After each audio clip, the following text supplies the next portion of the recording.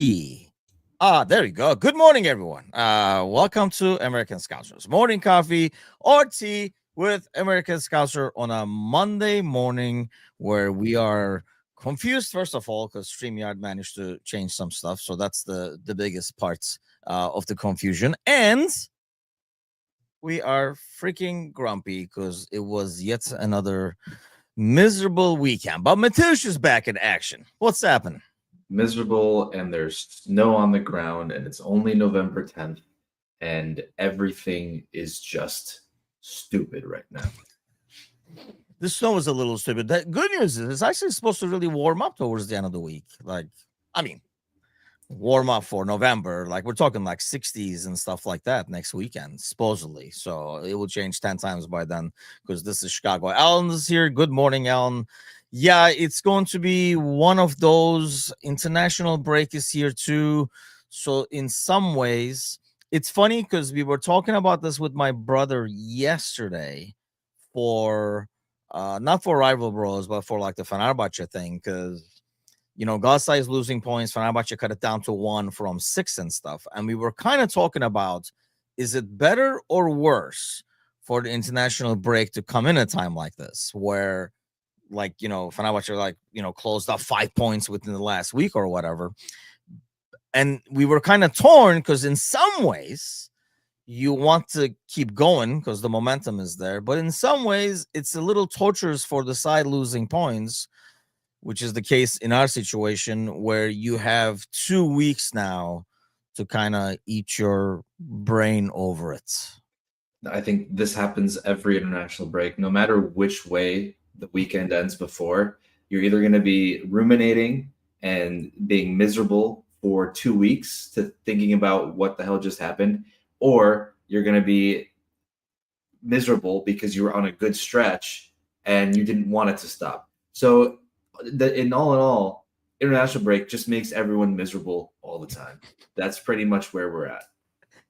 Pretty much. Ozan says, I'm still depressed. I am as well. I mean, it's almost like having Costas and Nalo starts every game or something. I'm at that rate. I don't know, man. It's really difficult to watch this team right now. And I don't know what is more difficult, like watching the team, trying to figure out how the hell is this even possible, looking at the squad, right? Like looking at what you have, or like seeing some of the like over the top reactions to what we're seeing, whether it's players or the manager. And I guess I'm really torn on because we're all looking for somewhere to point the finger at, right? And I'm confused in terms of, I think the easy one is the manager because it's an all-in-one package kind of thing. Well, everybody sucks, so it's his fault kind of a deal. And I do get the theory behind that, but where are you at with that? I think that's like the confusion is coming from. It'd be one thing if it's like Nunez is missing everything, that's why, or something like that. That was a lot easier where we could pick one person. Whereas now it just feels like, what is going on?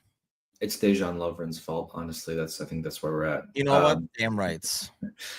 So I think as fans, especially, we're fickle fans because it's all lose-lose. Because what happened was going into the stretch of Villa, Real Madrid, and Man City, fans were miserable and they said, hey, we need some sort of result in these next 3 games. Yep.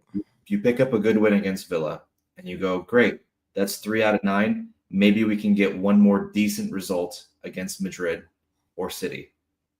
You get a good result against Madrid. And then you're on a high thinking, hey, if we just get 3 points from City, that's a great, great rebound. Meanwhile, before the 3 games started, you would have taken any result from any of those 3 games for some fans. And those same fans got 2 good results and all of a sudden want to burn the team down again because of this poor result. And I'm not saying that you shouldn't be criticizing the team or be upset with the team, but you can't go back and forth so often all the time and make it and feel like you're always in the right, because that's not how it works. And hindsight's 2020. Every single fan, probably 99% of fans, said go with the same team that you had against Madrid. Do the same team. And only now, after the game, are people going back and saying, well, we should have done this and we should have done that, we should have done that? Yeah. No, you didn't want that to begin with because you wanted the same 11. You asked for the same 11. You got the same 11, right? I think, unfortunately, that same 11 can't play 3 times in 8 or 9 days. You can't have what we saw from Mo against Villa and against Madrid with how he was pressing and how he was playing defensively. He doesn't have that in his legs anymore to do it for 3 games. So, unfortunately, this was the game where he didn't have the legs for it. City usually throw a center back at him along with the left back. They didn't do it this time because Pep knew Mo just doesn't have the legs anymore. And these are the kinds of games Mo usually turns up for, and he didn't turn up. And while I understand that, tactically there are probably some things that Slot can do differently, sometimes your players don't do what you want them to do, and sometimes the other manager outsmarts you. And that's what happened, I think. I think Pep just outclassed Slot. I thought you were trying to make that word. Come on. Don't give up on it. Don't give up on it. Out-tacticaled. Pep won this battle. Slot got the best of Pep 2 times last year, and Pep got the best of Slot this time. And honestly, I think the players left a lot to be desired as well. Sparky says, think he put out our strongest team. Ryan says, super excited seeing the lineup. Good morning, Justin. Oh, he's in your. Are you like in actual Schaumburg? Closer to your me. Neck of the woods. Well, I'm not going to say exactly where I am because internet. In an undisclosed location, but he's very close to you, Justin. I'm closer to Schaumburg than I am to Chicago. Yes, a couple of hours away somehow, still from me, but I'm in Chicago land as well. Not Chicago. People get mad when we say we're from Chicago, by the way. We're not considered Chicago people. The fans are not the coach, play games instead of Konate. Oh, Gomez. I'm sorry. Whoa. I know it should have been. It should have been a Z. I know. That's maybe what threw me off. Okay, a couple of things you said there. So a couple of questions. Meanwhile, I also wanted to address Ozan's question too in terms of the disallowed goal. I'll be honest, like even with the disallowed goal, it was one of those where you're like, it could have changed the game. You never know how the momentum will switch, right? And what will happen. But at the same time, man, like some of these, we do this, right? Like when the team plays really poorly, even if you get robbed, we're like, well, we didn't deserve it anyway. But to be fair, Van Dijk and Slot both said after the match that while they complain about the call a little bit, it was, Slot flat out said like it would have been undeserved if they ended that first half 1-1. But, we won some games where it was not deserved as well. So, but you said something about players not being able to do the 3 games, which I definitely agree with. And I kept saying it all week that this is great, but the alternatives you have on the bench are not going to be able to do the same job that the guys are doing out there. And I'm not saying ability-wise. I think Kirkes can do what Robertson does, but I think right now, tactical maturity-wise, I don't think they can. So you were not able to rotate, and I think we're seeing that we can't do it 3 times. But having said that, doesn't that also fall on Slots? Because he knows what legs he has. And when you see it not working, I think the main frustration, we were going back and forth with like Discord, the main frustration comes back from, then why are we not changing or adjusting? Because the first half was abysmal. And it didn't feel, I honestly think like when we recovered in the second half, a lot of that was, City started the mercy rule. And it was like, after 3, they were like, yeah, I think we're good. So, just taking Doku out by itself was like, you know what? Okay, like we'll take him out because it's like you had a dog that was barking. They're like, we'll take him inside. Okay, like it's like bothering everybody kind of thing. And they took him away. But what do you make of that? Like, Jason says it all falls on the coach. Do you put it on the coach? Do you put it on the managers? There were some people putting it on Van Dijk yesterday, which I do not agree with. Konate is obviously was like extremely poor, but where do you put the blame? Because I think that's what we're coming back to. Yeah, the famous blame pie, the Timuchin blame pie. Where do we put all the slices? Slice it up. If we're gonna slice it up, I think you've got to look at about 65 to 70 slot, and then 35 to 30 on the players. Because again, he sees what they're doing throughout the week, and he's more privy to things that we don't see. All we see is what happens on the pitch. And right now, what's happening on the pitch, it, like you said, looks like a bunch of players not understanding what they're supposed to be doing together. It's a bit disjointed, but also at the same time, it feels like everyone's trying to do something a little different and trying to get the best out of themselves by overdoing it themselves at times. I think we've seen it across like the front line, especially with Beerton misplacing a couple bad passes that you typically you don't see, because that's not when you signed him for those passes that he makes, that he sees. Mo misplacing a lot of passes that he normally doesn't, or not passing in moments where he used to pass, right? Or Gakpo missing sitters. I mean, it's just like there's little things where all of that stuff together doesn't work. But the problem is that if Slot doesn't believe in the depth that he has to change things up, then I don't know where we go from there without buying more players, which seems really crazy to say after a window of $500,000 spent, right? Is because it seems like we want to play this high press system still, not like the Klopp gegenpress, but it's still a more controlled high press that limits the chances that you take when you have the ball, right? I think that's what we were talking about last year too, right?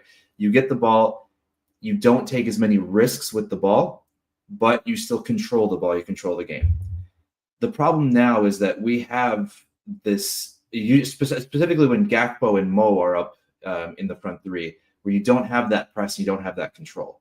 And so it makes you feel like, well, yes, you might lose something attacking wise if you do a Chiesa instead of Mo, for example, but maybe you get more out of the attack because you win the ball back earlier, because you have these guys playing the press a little bit better. So I don't know. I mean, if I knew what the fix was, I wouldn't be sitting here. No, and I can only say so much, but I think Slot has to either adapt with who he has or find a completely new system that works more regularly, because right now just the consistency is not there. And we've been talking about it, like, especially like on Monday nights for quite some time in terms of like the future. This is like, like building towards the post-Mo world, if you will. I don't know, like you initiate that plan now just because it feels like you are not getting the most out of what you have. AR says Veers is weak, gets bullied.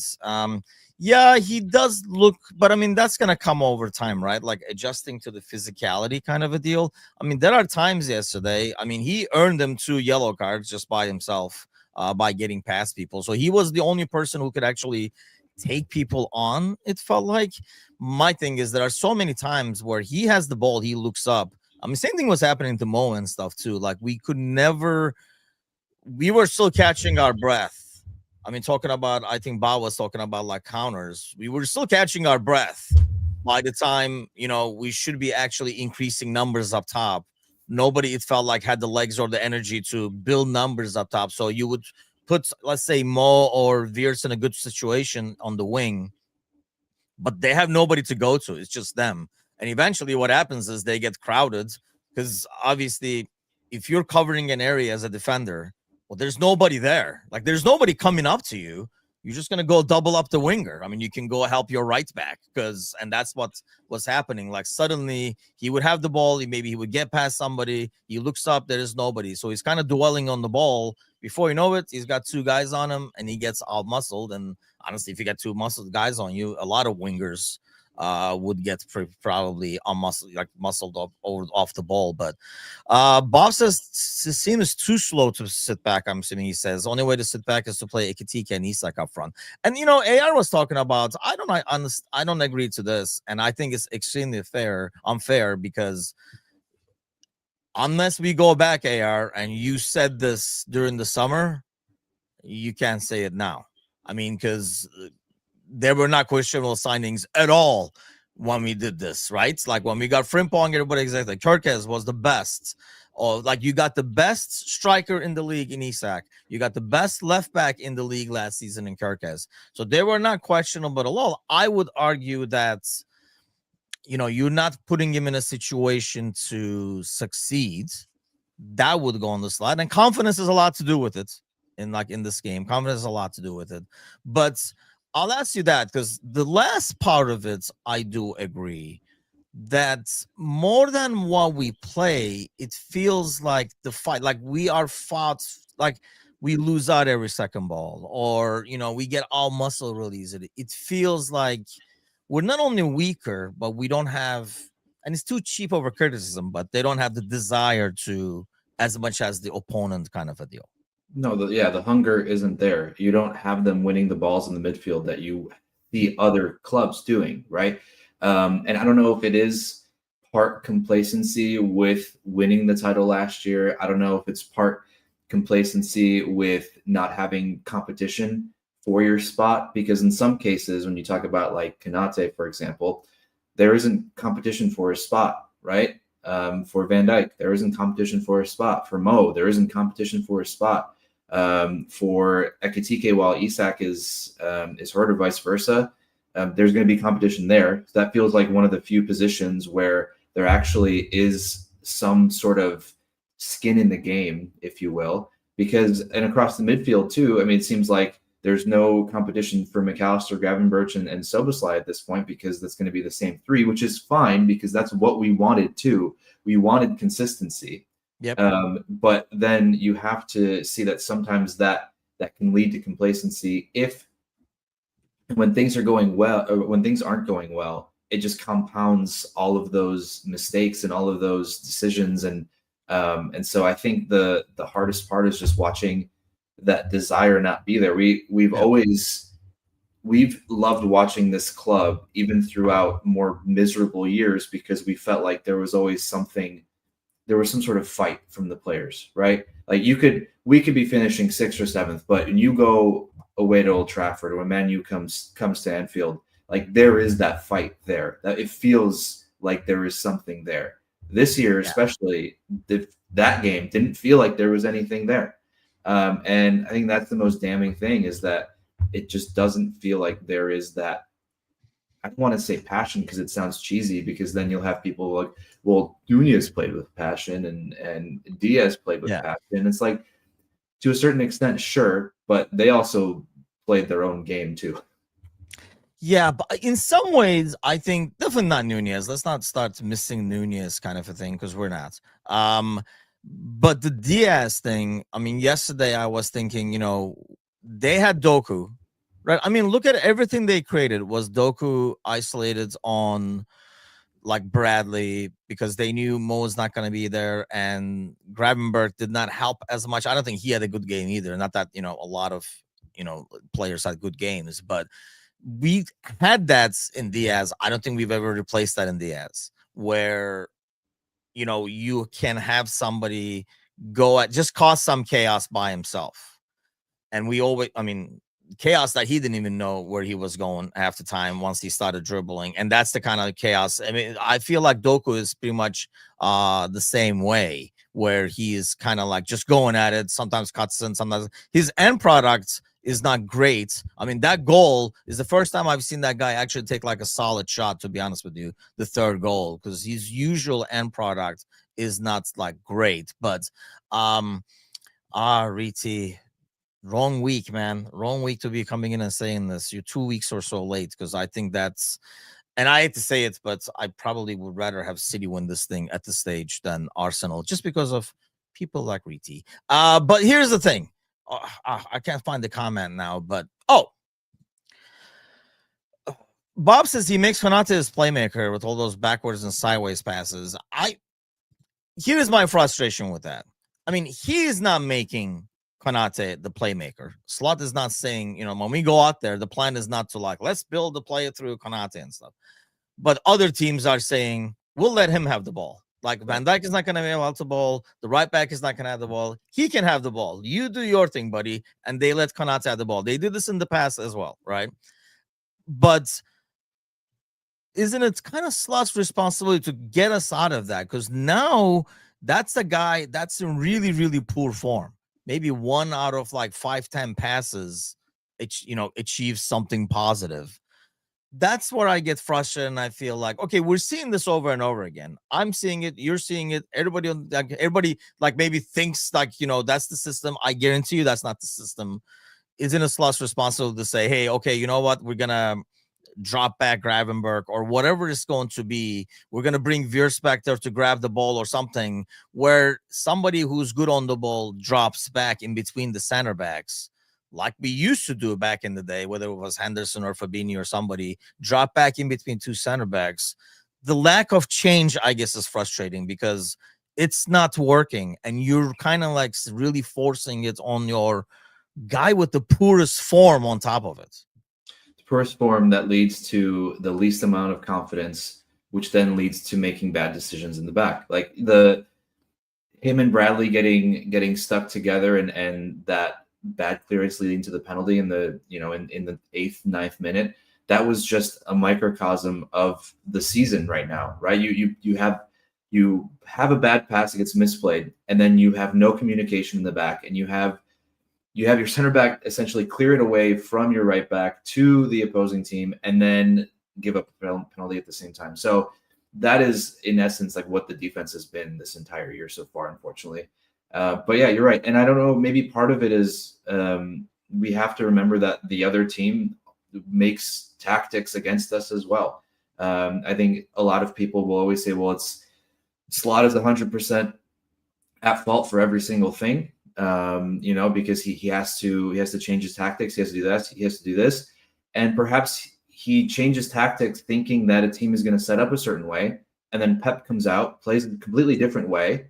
And, you have Keith Andrews come out, play a completely different way. Right. And then you have these moments where last year we saw, okay, that's what happened. That's fine. Second half comes out. We make the changes that we need to make. And then things go anew. Whereas this year, it feels like we're seeing what happened last year in the first half. We're not seeing what happened last year in the second half, where we actually have changes that influence the game beyond the players, because actually tactically get influenced as well. Just feels like we sort of keep doing the same thing. And then after the game, you say, well, we created the chances, so, it could have been better.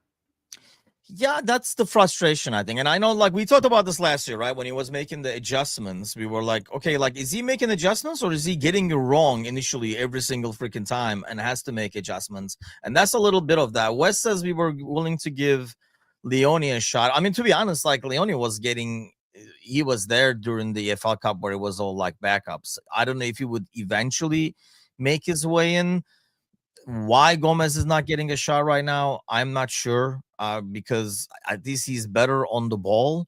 And I don't agree. I think Wes was saying Konate is getting the slack a lot for covering Van Dijk. I don't think so. I just feel like that right hand side is under immense pressure because you still have Mo as like the free goal, like not defending.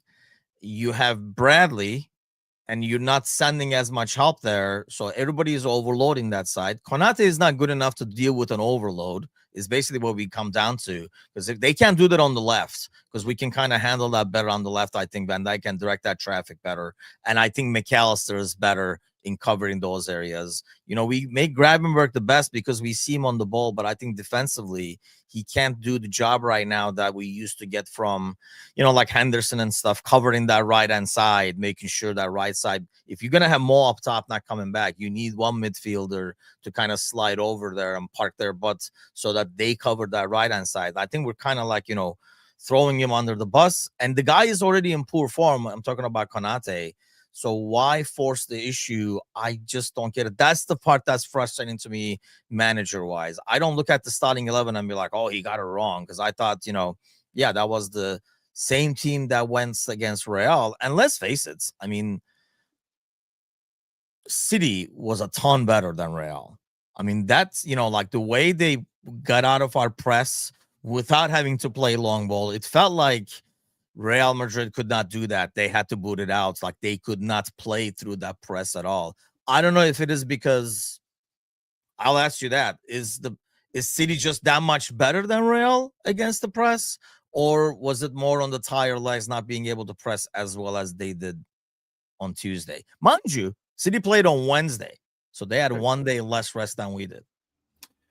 Well, you're gonna love this answer. A bit of both. A Here it little comes. bit of both. Yeah. I think Real is right now specifically. Real is a mix of players who are also trying to find a way to play with each other.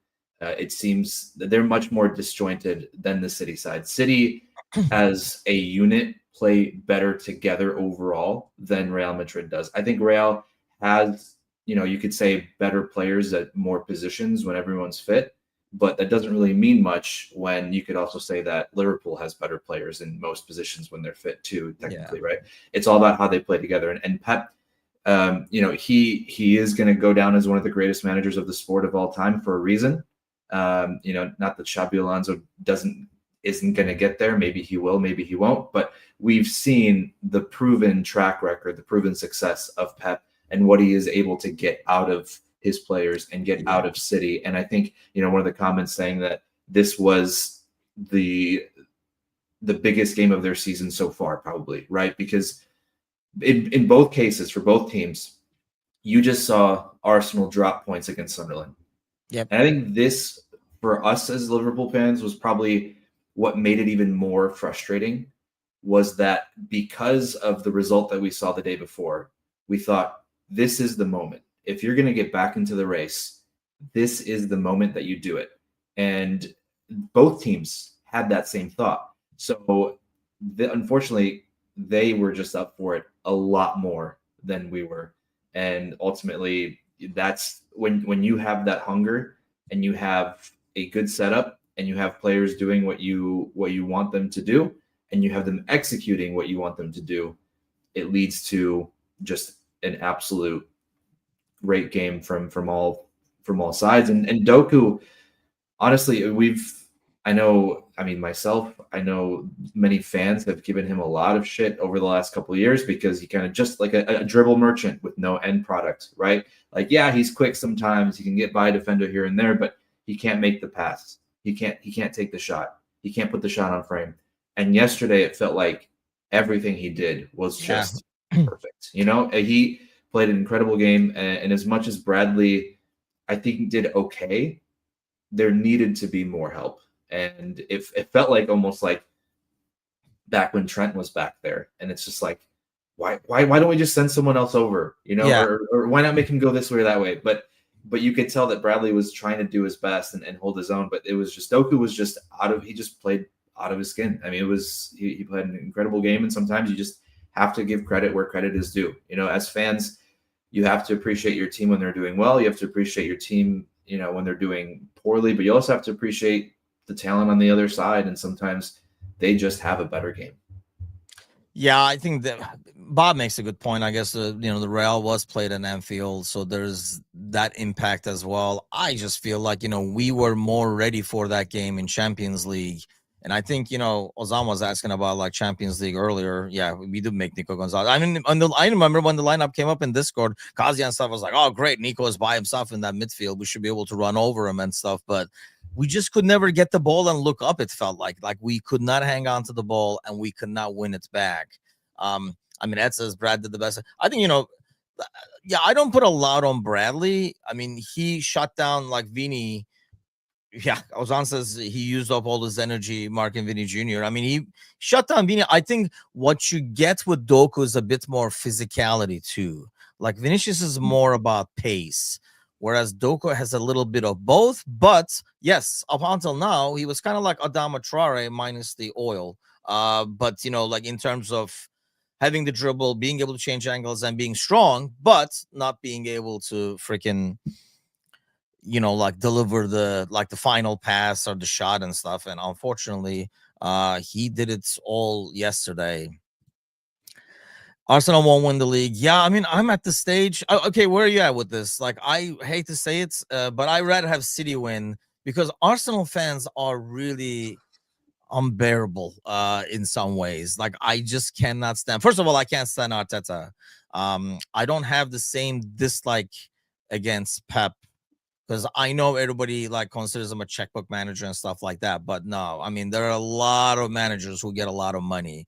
This dude has his teams play a certain way and like successfully. So I would be rooting for. First of all, do you consider us out? Because only 1 week has passed since the Villa game.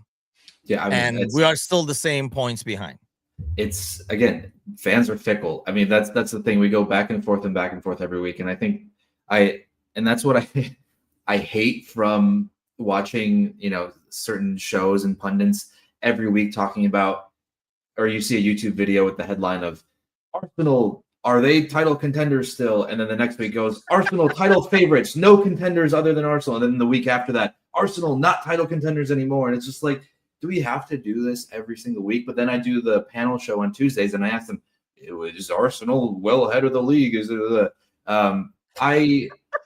it's way too early still. Absolutely way too early. I think this is going to sound absolutely blasphemous, but I think that Liverpool is still in it because I don't think there's enough consistency across the top 5, 6 that could be in rough contention come February, March, April, where I feel like it's not going to be a situation where it's done and dusted. And I don't think there's one. If City play like they did yesterday throughout the rest of the season, I think that's a clear case of, okay, they're winning the title. Because I think if they have all the parts working the same way that they did yesterday, especially if Doku can start hitting the back of the net, which is what they've missed over the last couple of years, then that changes a lot of things for them. So if we see that from City more consistently, I think I can say that they might run away with it, but I don't think they're consistent enough, and I don't think Arsenal's consistent enough. Chelsea's not consistent enough. Obviously, Liverpool's consistent in losing, but if things turn around, you never know. So I don't think any one team is clearly ahead of another quite yet. Yeah, I mean, looking at these standings and you see the form on the right-hand side, it's amazing to see our form. And I can't remember the last time I saw that. It's been a decade or so since we done that bad. But Kevin says he just watched the game and City were to be with like, I don't know about that. I thought we got outplayed. I had to give that to City. I mean, we got outplayed to the point where I was like, damn, they're just like way too good today, especially that first half. And I think, like I say, if we rebounded a little bit in the second half, it wasn't mostly to us. I feel like it was more like they took their foot off the gas pedal a little bit, especially once it was 3-0, because I was like, oh, this can get really ugly. Did we have moments where like you could turn around, obviously disallow goal, which is total bullshit, by the way. So that should not like kind of go by the wayside, especially knowing the same ref gave the one for the Bernardo Silva, who was more in vision than Robertson was yesterday, mind you. So the total inconsistency that we always talk about is involved. But sadly, we can't even talk about that because I know maybe would have changed the momentum, but we got so outplayed in that first half. That would be unfair to finish that half. And even Slot admitted that it was going to be unfair to finish that half 1-1 in the first place. But let me get some hope in the system over here, right? Because only 1 week passed since last week and everybody's on the ledge again. So come inside, close the window. It's getting cold out there. So it's freaking November. So let's look at the schedule coming up because I think this is where we might be able to, if you come back hot, which is a big if, and I don't know if we will. I don't really see it fully either. But when you come back, first of all, you have a lot more home games, but you play Forest at home, then you play PSV at home for Champions League, away to West Ham, home Sunderland, away to Leeds, then away to Inter, and you play Brighton at home, away to Tottenham, and then you have 2 back-to-back games at home against Wolves and Leeds. And then Fulham before you play Arsenal. So you have a lot of games over there I just listed. Do you see? Because I can see us going on like a crazy run of like 5, 6 games looking at the schedule. You don't win it on paper, but if the team comes back proper, the fixture lines up where you can get like a hot streak going. Am I being too optimistic here? Yes. No, Yeah, this is, as Ozan says, when was the last time we came in hot? I don't know. Like there's a first for everything. I which is weird having you be the optimistic one because that's typically not how this channel goes No, historically. and honestly, it's because I see way too much negativity and like toxic negativity that I feel like I have to like tip the balance the other way a little bit. And yeah, I end up being the positive one somehow now. Which is good. We need a new, like this the character trope for you. We're going through this next season where you're growing as a person, and we get to see the optimistic Timochin, and then you'll get your villain era back again, maybe in a couple of years or so. We'll see. But yes, I think there should be a little bit of a level of optimism, only because the teams that you're playing against are all teams that you should be beating. Now, I know that there were a couple of games that should have ended up as wins as well, but you can't play the should have, could have, would have game. You can only play the game of what actually happened and what happens. So on paper, if you are going to mount some sort of challenge for the title or top four, let's say top four, right? This is the stretch where you need to get the most out of your players. You need to get the most out of the results of every game. The problem is with how congested and quick those fixtures are coming. If you can't lean on the depth of your other players, it could quickly go south again because you're relying on players who are playing too much and they can't do it. Ideally, Ali comes back healthy, which can we just really quick just say that I remember seeing some comments about Freddie Woodman being better than Mamardashvili based off that one League Cup game. I think someone was saying, "Oh, his distribution is so much better. I prefer him in goal to Mamardashvili." I can only imagine who said that on Discord, but keep going. Yeah, it's crazy to me to think that we wrote off this keeper after a couple games with some of the worst defense we've had in the last 6 years. While he's still making pretty incredible saves, yes, his distribution isn't as great, but that's not what he was brought in. He's a shot stopper. The distribution is stuff that you work on. It's easier to work on your distribution than it is your shot stopping and your actual presence in goal. And so, but Ali coming back, maybe that'll help with confidence for Konate. Who knows? But then you also have Frimpong come back. Maybe you have more options on the right side there. You have Isak come back. You have more options in the center, and then maybe have more options than out left because you could do a Kirkez, you could do an Ekatike or a Wirtz or even Gakpo still if you feel like that's what you need to do. And then maybe Kirkez gets the extra couple weeks. Maybe he has a bit more confidence. So in a perfect world, it seems like, yes, this is the moment where everyone comes back, and this is where the ball starts really rolling. And I will be on that optimist train with you until we're proved otherwise, dropping points to Leeds. I was going to say, that's what I'm writing for the next 2 weeks because it's going to be unbearable. I just know it's how the feedback is going to be online. Bob says if you win the next 9, gap is going to be 2 to 4 points. 27 points. Wow. That'd be pretty great. Yeah, I mean, and that's that's not like a crazy take because if you win 9, all they have to lose points on is if they lost points on one of those 9, you're automatically down to 4 to 5. So if they lose points on 2 of them, yeah, it's automatically going to be 2 to 4 points. And so, I mean, I guess the biggest thing is do we win the next 9? That's where we're going to, and it's probably Here's the thing: like if another team said that. I mean, look at the guy, United fan guy's hair, right? Like, trying to get 5 back to back to get his haircut or whatever. Like, if looking at the form, like in the standings where you lose your last 4 out of 5 in the Premier League, it is probably a little ballsy to say if we win the next 9 kind of a deal. But the schedule makes it, I think, possible for one. The fact that there's so many more home games make it possible. And I don't know. It feels like it can't get any worse in some ways. Like they have to be able to figure it out. Yes, it is going to be unfortunately. I mean, to be fair, he's probably rooting for like not to because he made a career out of it. We would keep talking about him on Rival Bros with Edip. So yeah, I mean, I don't know, man. Trying to keep the positive outlook over here. Hopefully, nothing health wise happens over the international break. I don't know who's going, who's staying. I know he said Ali will be back after the international break, but he wasn't as optimistic about Frimpong. Yeah.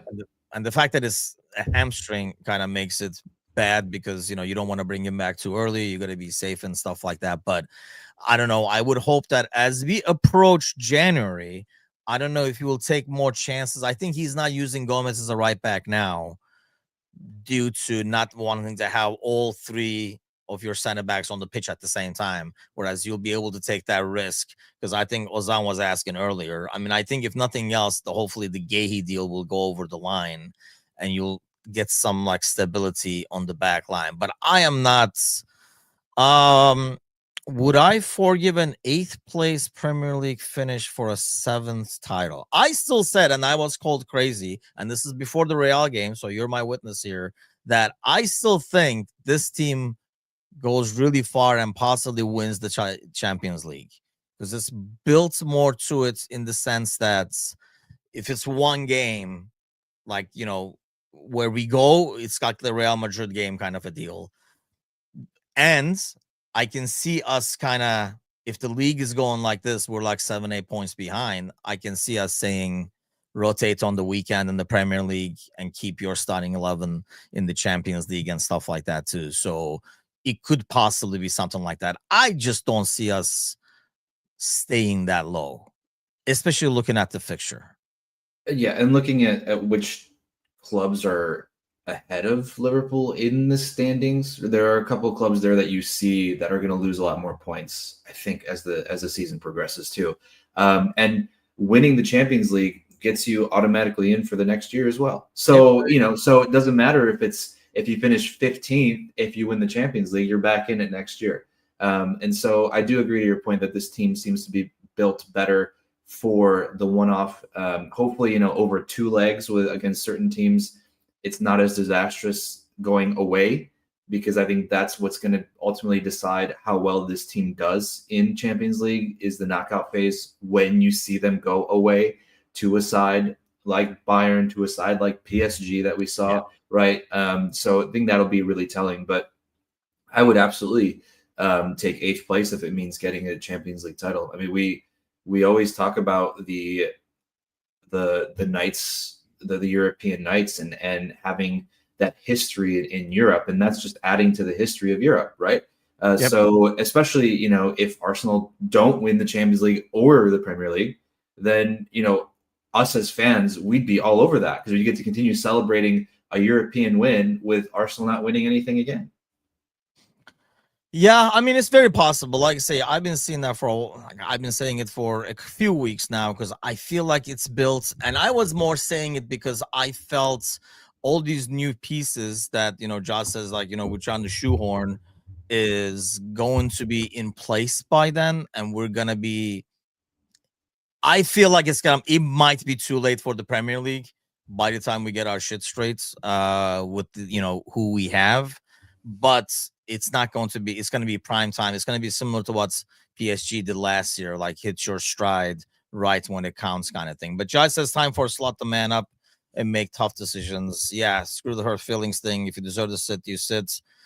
Yeah, it's almost like I feel, and he did make the change, right? Like, he did make a few changes, and I think this helps. If he was thinking of making changes and didn't want to ruffle feathers or hurt feelings, like Josh says, this form basically almost helps you, gives you a hand to say, hey, you know what?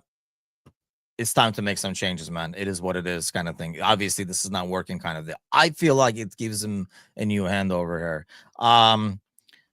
I know we're trying, man. We're trying. I don't know if we are or not, but we're definitely trying to make an effort. But hey, on a good news, we'll talk about that on a lighthearted note over here. Ozan is in the audience.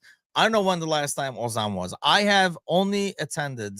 So, for those of you who don't know, my daughter Jasmine is getting married next August. It's official, date is set and all that kind of stuff. And she was like, hey, like invites the American Scouser gang as well, because obviously it knows, we're pretty much, especially our core group over here, we've been together for a long time, and we're basically like close friends because of that. Oh, Jamie's in the audience too, so maybe Jamie will know. Hold on. So we're going to be doing the wedding. It is not like a Turkish wedding or anything like that. Obviously, I'm going to be I might possibly with my brother be the only Turkish people in there, for God's sakes. But it's actually at a Polish, I can't remember the name of the place, but it's like a Polish place. Actually, they're doing it in, because Ryan, Jasmine's, and obviously my future son-in-law over there has like some Polish in the blood and stuff. So Matush I sent you the invite. So we're joking about, we've been joking about with my brother about bringing some like Turkish flair to this thing. Like, you really, whatever that is, like we were making like stupid things. So give me one Polish tradition that you'd be able to bring. Mind you, this is not ultimately a Polish wedding. It just happens to be at a Polish community center or whatever it is. That I have to bring to that this you wedding? would bring, because honestly, I have not. The only Turkish wedding I've been to in my entire life, because obviously I've been in the U.S. a lot longer than I've been back home. I've been here since like college, so is where I can like my brother's wedding. So not a lot of experience. There you go. Yeah. See, I mean, so traditionally, okay, here's the tough thing. I'm sure it's similar in Turkey, where certain regions of Turkey have slightly different traditions when it comes to weddings or celebrations or birthdays or whatnot. Because in Poland, depending if you're more from the northern side or the southern side, you do things a little bit differently. But all in all, yes, vodka is a big thing. Like, every single table at the wedding has a bottle of vodka, and yeah, it's sort of like house wine. It's like bottle of yeah, and everyone Okay. has shot glasses. So ideally, you have someone that pours the entire table around a shot, and then every once in a while, you take that shot with everyone. And and so that's a big one. The other one is bride and groom. They throw salt over their shoulder, and then take a bite of bread, and then take a shot of vodka, and then throw the glass behind them.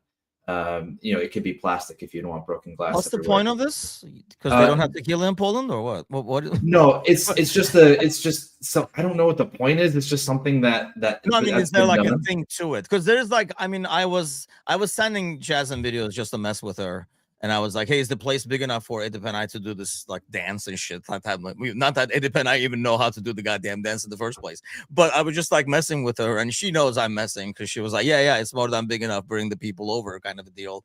But there's a lot of things that I have no idea what they are. I mean, it looks like it changed. I was on a YouTube thing, like looking at different like Turkish weddings and stuff, just to mess with Jazz, and I've never seen half this stuff. So they're like, depends on like where in Turkey you are and stuff like that, like the regions and all that kind of stuff. The salt over the shoulders for good luck, says Jamie. Yeah, that could be it. All I know is that that's happened ever since like 2012. That didn't used to happen. So that's a new tradition that we've taken up. To be fair to everyone, I know that sometimes with the vodka shot in the bread and salt, in the older days, one shot would be with water and one shot would be with vodka, and whoever was the dominant person in the relationship would take the shot of vodka, and the less dominant person would take the shot of water. I don't know. Okay, that's really emasculating for the girl to take the shot then, right? I don't know if they ever did, but that was you're like announcing to the world who's wearing the pants. Yeah, exactly. And also, I know, like, from where I'm from, in more southern part of Poland, we're more Highlanders, so the garb is a lot different. The dresses, the suits, just the actual just what you wear is a lot different. There's a lot of horses involved in carriages, and a lot of cold cuts, a lot of sausage, a lot of cheese, a lot of that. Really? Yeah. See, I did not know this, for example. Ozan says, is this like a Turkish thing, dude? Because I have no idea. Like, I've never even heard of this. Break a pomegranate. The more it breaks, the more prosperous the couple will be. Dude, you might be see now I don't know who's making what up and who's real because I've never heard of that either. But then again, Edip says a lot of things I never heard of, and he's like, dude, this is like a big thing. And I was like, I've never heard of that. Like supposedly Turkish sayings and traditions he makes out over there. But yeah, I gotta so yes, open to ideas over here. Send them our way. Hopefully it's at the same time, it's gonna be a mini American Scouser petting zoo in a corner table over there, which is really gutsy to have you and Bickler and Galley and, like Anan and stuff like that at a wedding, by the way. It's really, really gutsy. But hey, it's our wedding. It's our funeral.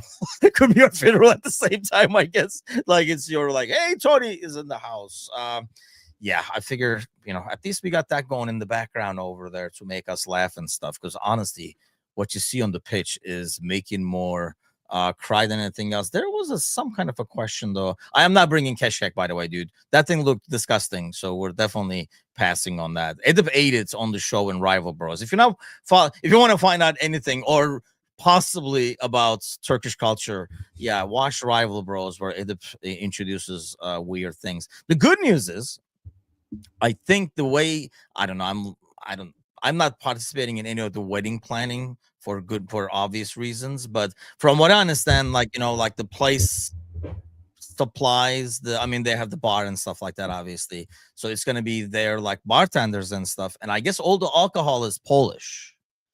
So good news there. You might have your Actually, so even better than vodka is what's called cytrinówka, and okay. it's like a lemon liqueur, if you will. A lot Ooh. of the times it's homemade, and it is. I brought it to the wedding I was at this weekend. I brought it to the bachelor party a few months ago, and everyone dubbed it Polish Lightning. So ever since then, all they ask for is Polish Lightning. This shit is strong, and it hits you. It catches up to you when you least expect it, when you least realize it. You've taken 5 or 6 shots, you get up and you are just woof. Is You it are like gone. Rucka in that sense? Like, because when I can't drink Rucka, by the way, like Kevin was talking about, because I hate licorice. But if you like licorice, like it doesn't taste like it's strong. It's almost like peach schnapps or something like that. It's like very like sweet, flavorful. It's just like you drinking juice, but it is ridiculously strong. Is it like that where it doesn't taste strong alcohol, but it really hits you? You can definitely taste the alcohol because they use spiritus, which is like essentially vodka. It's vodka, sugar, lemon is really what it is. So you can taste it a little bit, but it's not. It doesn't taste syrupy or fruity. Okay. Tony says the YouTube setup has changed. Is it vertical? Are you on the phone though? That's another thing. I know, like we have this new thing now where you can kind of, when we're vertical now, you don't see us squeeze in the middle as a rectangle and stuff. But yeah, I would like to get some feedback because I know, like when we had it set up earlier, we were looking at it with Matush and it just didn't look right. But it would be good to know over here. It'll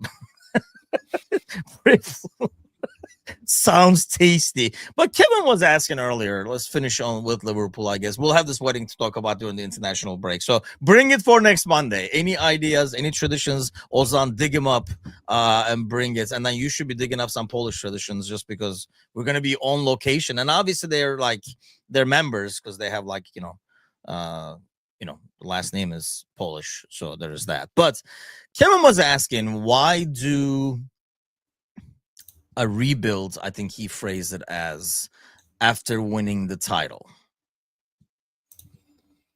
There we go. Well, probably a few answers there. One, you have a manager that used the pieces that were there to make the most of it and was probably sold on an idea of getting his own players in. Two, you have success that you didn't expect. So all of a sudden, then there's this new set of expectations for him, even though the set of expectations at the very beginning were probably much lower than winning the title in the first year. So then that changes things. And then you have players that are not necessarily up to the level that you wanted them to be at. You have guys like Nunez where you've tried 3 years and it doesn't seem like you're breaking through, and you have to just sort of get what you can from them at this point. You've guys like Lucho, who I think a lot of people had commented on reels that we have saying, well, we should have just paid him but we don't know if he wanted to stay if he got the money, right? That's something that we can't necessarily answer. And so we assume though, don't we? We can, but you never fully know. It's easy to assume things. Yeah, true. He might be like, yeah, I don't want to keep playing central anymore or whatever, which he wouldn't have to. We could say, and then here's another thing though. Like, I don't know if you extend him and give him more money, and if you're getting Ekitike or if you're getting Isak or both. Or yeah, either. right. And that changes everything. And then having the availability of getting Wirtz and Isak probably changes, maybe not necessarily what Slot wanted, but what the club wants and what the business decisions that they make. They see the availability of these players and they go, this is the kind of money we are willing to spend because we believe in these players, maybe with or without this manager specifically. If this opportunity comes up for guys like Wirtz and Isak, we're taking it. And and then it's up to Slot to be able to then use that. And clearly he had a vision for it because we heard about him selling the idea to Wirtz. I don't think he necessarily sold the idea to Isak. I think Isak was already sold on this club before. It was just a matter of then just having it go over the line. So I think there's a lot of parts to why change things. Because I think if we kept the same 11 to 15 that we had last year, you see the same complacency this year. You see the same struggles. You see, I don't think you get anything more out of keeping that team this year than what you're seeing now. I think here's another thing. Last time we won the title and we didn't do anything, everybody said fans are never happy, right? So like when we didn't do anything, they were like, you got to build from a position of strength and stuff. So everybody got on the club's case then when we didn't sign anybody. I think we only had a Thiago at the time, right? That summer was like really quiet. So everybody was like unhappy then. So I think, see, I do not agree with this. I think that is way too early to be able to say that.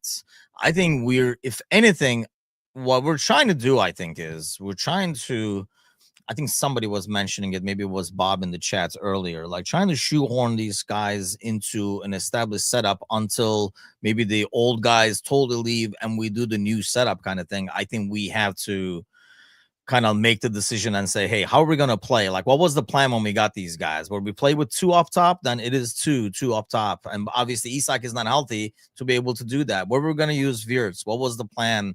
And here's another thing. I think we knew there was going to be an adjustment time in terms of them coming to a new league for like Frimpong, for Kerkez. I mean, Kerkez is more getting used to the environment, I think, and maybe the style of play because he was the left back, like the Premier League left back of the season and stuff. So people keep forgetting that, like thinking like we got this like young kid from Hungary or something like that. The dude was the best left back in the league when we signed him. Everybody was over the moon. I think it's just going to take time. The thing that makes it problematic, going back to what Kevin is saying, we did it on top of a title winning team. So the expectations are twice as much, right? Like we should be totally cruising. Whereas if you were like third or fourth last year, I think everybody would be a lot more patient and say, oh, it's just going to take time for the pieces to fit in. So that's part of like the equation as well. And I think, that's another thing. We keep hearing about this. And I think, I don't think like it's like selling shirts. I don't think Liverpool needs to buy players to sell shirts. When you're winning stuff, you don't have to, like people would say that for like United, but that's because you're not winning, nobody is going to be like, proud to be going around. So you got to sell some names and stuff. I don't think Liverpool is in a situation like that at all, because you had a pretty relatively newer guys. Like that entire midfield is still relatively new. Soboslai and Gravenberg and McAllister and stuff like that. So I don't know. I think it's just going to take time. I have not joined this ridiculous slot out group because I think it's like the easy way out. I mean, slot is not going to make them. I don't think these guys are not playing for them or anything like that. I don't know. I don't know if it's like an excuse. It's a very legitimate excuse for some of them, mindset wise. I think we kind of forget that. I think people forget the impact it had on us, right, Mateusz? Like when it happened, us over here, where we were all like shocked, depressed for quite some time, and then we watched the ceremonies and stuff like that. This is us over here in a freaking rectangle online, way far away from that. So I can definitely think of how it would impact players more on a day in day out basis, because they live with this dude, they work with this dude every single day. And I don't know, the bad thing is, I don't know, like while there are great gestures, I don't know if having Jota's spot in the locker room still, having Jota's song in every 20 minutes still, I don't know if it's helping. I think they're both excellent tributes. I just don't know if it's helping. I mean, you and I, we talked about this before, like having, like lost our dads and stuff. Do you really need like a 2 o'clock alarm daily reminder? It's going to come to you anyway throughout the day, or something else you do, or something you say, or whatever. Like, oh, he would say this, he would eat that, whatever, right? You don't need your alarm sets where you're like, hey, Think about this now. that's right. Yeah. Yeah. Here's your reminder. Yeah, exactly. And it's everyone grieves differently, and it's fair to say that it's going to affect everyone differently. Even the players that were there with him, it's going to affect each one of them a little differently based on their relationships with him as well. Yeah. Right. So I think I saw someone bring up, well, Kelleher's doing just fine at Brentford. Well, yeah, Brentford doesn't have the daily reminders that Liverpool has in the locker room, like you're saying, like in having those visual and those auditory reminders all the time. And for these players, getting on the pitch is the way that they can forget about everything, all the noise outside of football. But when that noise then comes back into the pitch, it's sometimes hard to be able to separate from that. And I get, I'm not trying to also, I guess, make excuse. I don't know. I don't like the word excuses. I don't think that's an appropriate word for this situation. Because I think there is a level to professionalism that these players still have a job to do. Same way, that some of us losing someone have to go back into work and have a job to do. But at our jobs, like you're saying, it's not like we have someone telling us, hey, think about that person again. Think about that person again. So, I think there could be a level to it for players who, not the new guys, because they didn't have that same connection to it. Yeah. But you want a team that is one. You want a team that is in unison. For better or for worse, when you're all doing well, you're all doing well. When you're all doing poorly, you're all doing poorly. When you're all feeling one way, you're all trying to feel one way. And so that could then blend into the guys that weren't there and they're feeling that. And it could be a very awkward thing. You're a new player to this club coming in second week of summer, third week of summer, whatever it was. The mood around the entire stadium, around the entire city is very somber. And this is supposed to be a celebratory time of enjoying a title and then building on that and coming to this place to play. And now you're in this weird headspace of like, well, everyone's grieving. This is really difficult to connect with these players because you don't want to seem maybe overly fake or like feel it too much and overdo it because you weren't there. Like we've all gone through that, like imposter syndrome thing where like, do we get to deserve to feel the way that we do about this because that person feels this way about it? Yeah. That's a hard thing to answer. And then you multiply that across the entire club, all the way to the staff, right? Because they were there every day as well. So they feel a certain way about it too. So I don't think it's fair to say that that it shouldn't have an impact. But I do think that there's a level of professionalism that we eventually do get to. It's just a matter of when, I guess. Yeah, I mean, it's not like it's the reason or anything like that, but it Yeah. has to be just one of the factors. It's never like one reason, right? But it has to be a factor like affecting things. I never thought of that. That's a good point. Like, there's so many new guys, it's awkward for them. And here's the thing, like, this is not a scenario. So maybe someone losing their dad was not even a good example in that sense, where this is not a scenario like anybody's used to. Like, none of these guys are used to. First of all, they're young dudes. That for one. But aside from that, it's not like they didn't lose a parent or anything like that. They lost a teammate. It's like a whole new scenario. The guys who went through it don't know how to react, leave alone.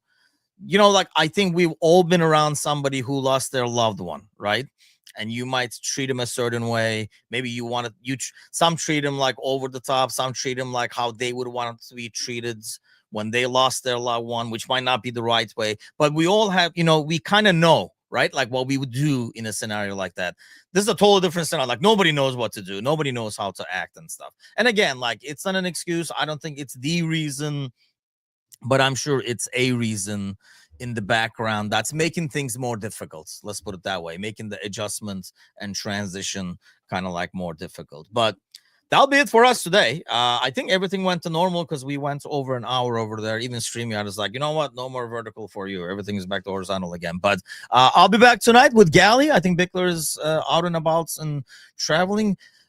Bickler giving training sessions is really a scary thought by itself, but so for those of them going through that thing, it might be an experience. Brazy says maybe they should tell the fans, and that's another thing. I think that will be the transition eventually, out of respect for something like that, because it's weird. Pomegranates, yes, I'm gonna have to write this one down because that seems very easy and doable. Does she have to like smash him with her hand, or like is that a hammer, or just bite it out? Make sure she wears a giant bib though, because that's the thing I worry about with this pomegranate thing is you don't want those juices to get on the dress. That seems a little haphazard. Yeah, right. Like, is there like a huge shield, like like a SWAT team shield you have to have for me, or what? The new husband stands in front of the bride and takes all the juices as she kind of puts her arms around him and breaks it open. Oh, throw it in the air. What if it doesn't break? When yeah, do you just call the wedding off? You're like, you know what? This is gonna go wrap it up from there. Everyone go home. Rasta, what's going on, man? Good morning. Well, yeah, I mean, that knife and spoon. I don't know. Like, yeah, you throw. I would cheat. I would make like little slats in there, so like when you throw it up there, when it lands, the pomegranate blows up. Because he said something about the more it explodes, the more prosperous. Correct. You will be. Apparently. All right. Yeah, honestly, it was the only positive thing that came from this weekend with any team, anything I follow losing miserably over here. The positive thing, Layla was home this weekend, so we had some good fun. Yeah, I mean, trying to make the most of it. I think we kind of like at least we laughed a little bit. That helps because there wasn't a lot of laughing going on during the game yesterday. But because if you don't laugh, you cry. Yeah. Pretty much. Well, have a great week, everybody. Don't cry. It's the international break. That should make you cry by itself. But it is the international break. Have a great week. I'll see you guys tonight for the Monday night podcast. See you guys there. Take care.